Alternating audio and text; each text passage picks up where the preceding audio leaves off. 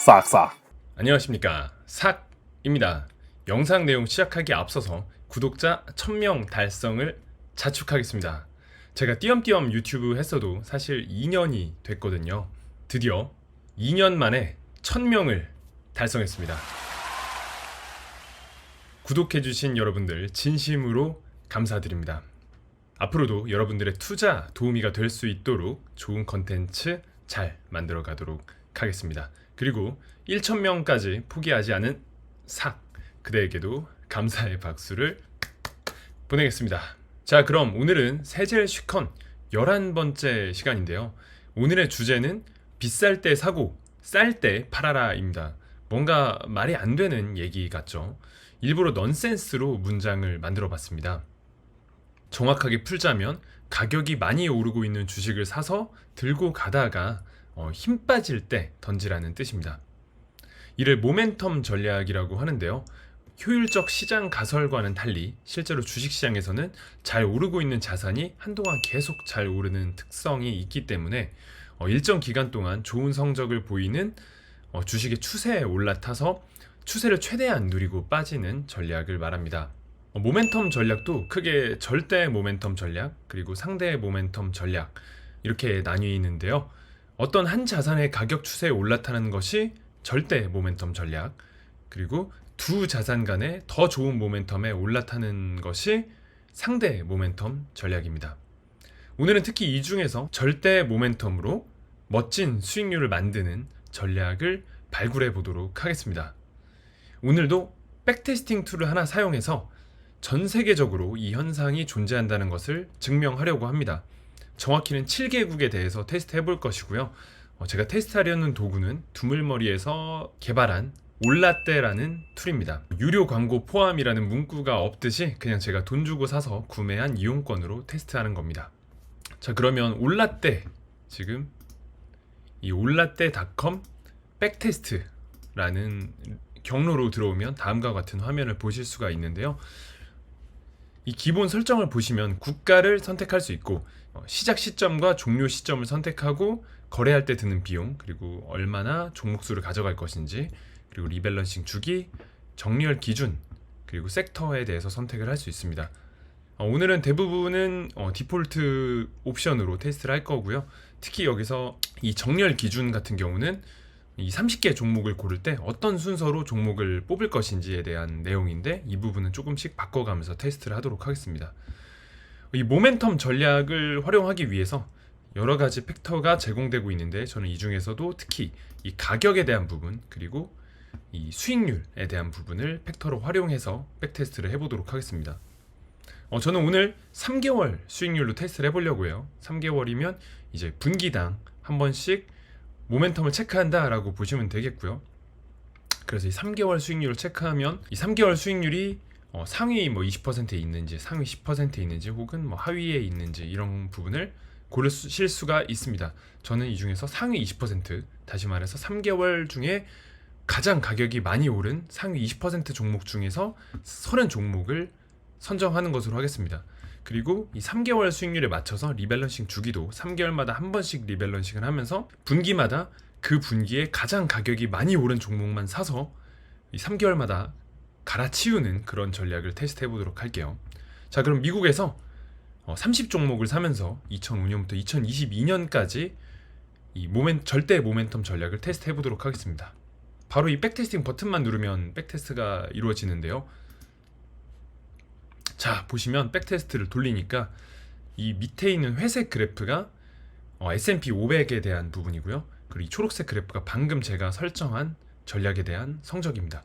보시면 심지어 이 연 복리 수익률이 S&P 500이 7% 나오는 동안 13% 수준의 성적을 보였고요. 샤프 지수도 샤프 지수라는 것이 이제 수익률을 변동성으로 나눠준 지표인데, 변동성 대비 수익률이 아주 뛰어나다. 그래서 샤프 비율도 훨씬 높게 나타난 것을 확인할 수 있었고요. 심지어 MDD조차도 S&P 500에 비해서 더 낮게 나타나는 것을 확인할 수 있었습니다. 참 재미있는 결과죠.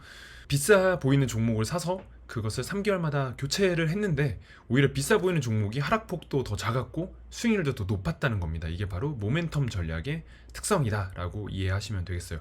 그럼 이게 혹시 미국에만 잘 먹히는 것이 아니냐 이렇게 질문을 하실 수가 있는데요. 그래서 이 투자 국가도 제가 변경을 해가면서 테스트를 해볼게요. 이 똑같은 조건에서 그대로 중국에 대해서도 테스트를 해보겠습니다. 자, 중국에 대해서도 어떤가요? 중국 상해 지수가 5%의 연복리 수익률을 보일 동안 이 전략은 9% 수준의 성적을 보였습니다. 더 뛰어난 성적을 보이고 있는 것을 그래프로도 한눈에 확인하실 수가 있죠. 이번에는 홍콩에 대해서도 테스트를 해보겠습니다. 자, 홍콩의 경우는 심지어 이 기간 동안 정말 성적이 안 좋았죠. 그래서 연복리 수익률로 1.63%밖에 성적이 안 나왔는데 이 모멘텀 전략은 이렇게 장이 좋지 않았음에도 무려 14.58%라는 높은 수익률을 기록했습니다. 그리고 심지어 이 경우에도 MDD가 더 낮았죠. 샤프 지수는 말할 것도 없이 압도적으로 높은 성적을 보였습니다. 자, 그럼 이번에는 인도 테스트를 해보겠습니다.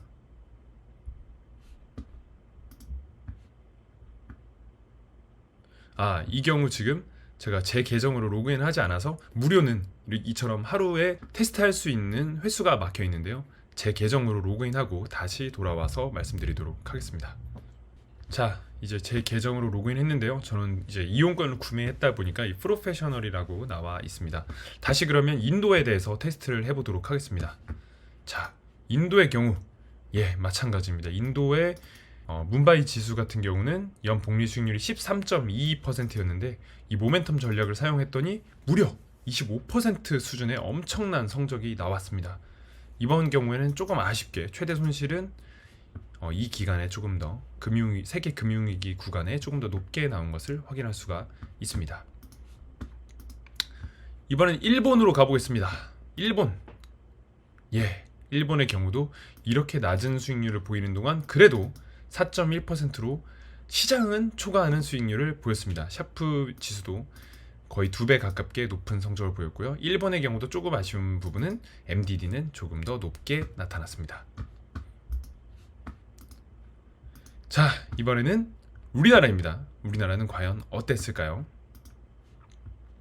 우리나라의 경우도 거의 2배가 넘는 연복리 수익률을 보였고요. 샤프 지수도 거의 2배 가깝게 나왔고 이번에도 좀 아쉽게 최대 손실은 세계 금융위기 구간에 상당히 세게 얻어맞으면서 MDD는 매우 높게 나왔음을 확인할 수 있었습니다. 하지만 수익률은 압도적이었다는 거.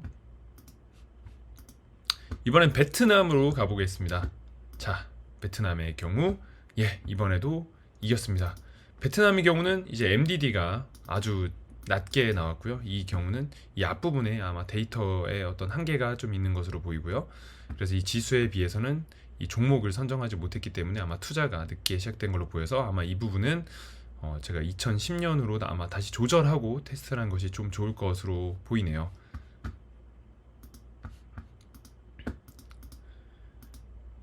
자, 그러면 여기까지 7개 국가에 대해서 디테일한 부분을 조금 무시하더라도 모든 경우에 연복리 수익률이 항상 시장을 초과했음을 확인할 수 있었습니다. 이렇게 다른 국가에서도 같은 전략이 먹힌다는 것은 일반적으로 이 현상이 존재한다라는 방증이라고 보실 수가 있고요. 이번엔 조금 더 추가적인 테스트를 해보려고 하는데요. 이번엔 시가총액이 높은 순으로 종목을 고르는 것이 아니고 반대로 시가총액이 낮은 순, 소형주인 경우에는 이 모멘텀 현상이 적용이 되는지 한번 확인을 해볼게요. 미국에서 테스트를 해보겠습니다. 자, 어떤가요?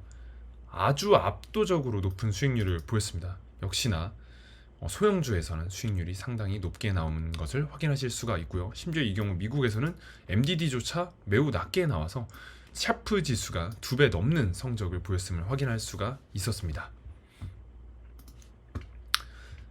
자, 그럼 시가총액 낮은 순이 아니고 영업이익률을 우선하면 어떻게 될까요?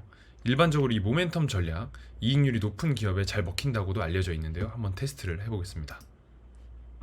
네, 엄청납니다. 연복리 수익률이 무려 18.37%가 나왔고요. 샤프 지수가 S&P 500의 2배가 넘는 수준의 0.99 그리고 MDD도 더 낮게 나왔습니다. 그러니까 미국 주식에서는 영업이익률 그리고 시가총액 낮은 순으로 하면 아까 시가총액 높은 순을 했을 때보다 훨씬 더 좋은 성적을 거둘 수 있음을 확인할 수 있죠. 마지막으로 자본 수익률을 우선하면 어떻게 될까요? 바로 결과 보시죠. 네, 자본 수익률을 우선으로 했을 때도 연복리 수익률은 상당히 높게 나타났습니다. 하지만 이 경우보다는 영업이익률 우선이 훨씬 더 높은 성적을 보였기 때문에 활용하신다면 앞에 시가총액 낮은 순이나 영업이익률 우선이 더 좋지 않을까 생각이 됩니다. 이 올라떼 툴에서는 지금 투자한다고 했을 때 종목을 찾아볼 수도 있는데요. 지금 이 방식에서 바로 이 영업이익률 우선으로 해서 같은 조건으로 종목을 찾으면 어떻게 나오는지 확인해 보시죠. 자, 이렇게 했을 때 영업이익률 우선으로 이렇게 종목들이 쭉 나오게 됩니다. 여러분들은 이 전략에 투자하고 싶으시다면 앞에서 30개의 종목으로 했으니까 여기서 30개 종목을 순서대로 찾아서 투자를 하시고 3개월마다 리밸런싱만 해주시면 되는 겁니다. 자, 오늘 정말 단순하게 이 모멘텀 팩터와 추가적인 하나의 팩터를 추가하는 것으로 어떤 성적이 나오는지 확인해 봤는데요. 전 세계를 대상으로 이 모멘텀 전략이 잘 먹히고 있음을 확인할 수 있었습니다. 자, 어땠나요? 오늘의 내용도 상당히 유익했죠? 오늘의 영상도 그럼 도움이 되셨다면 구독과 좋아요를 해주시면 저에게 정말 큰 힘이 됩니다. 여기까지 우리는 오늘 두 번째 퀀트 전략을 함께 살펴봤습니다. 이 높은 수익률처럼 아무쪼록 즐겁고 풍요로운 한가위 되시길 바라고요. 추석 명절 가족들과 함께 행복한 시간 보내시길 바랍니다. 그럼 저는 다음 영상 또 잘 준비해서 돌아오겠습니다. 감사합니다. 싹싹.